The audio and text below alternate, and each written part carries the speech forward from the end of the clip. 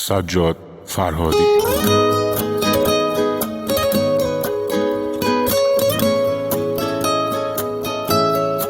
زیر رو کردم خیابونا رو دنبالت عزیزم، ندیدم تو را، نکنه رفته باشی از این شهر جلو. چشمام خاطراتت صدات هی تو گوشمه، عطرت هنوز رو لباسایی که میپوشمه.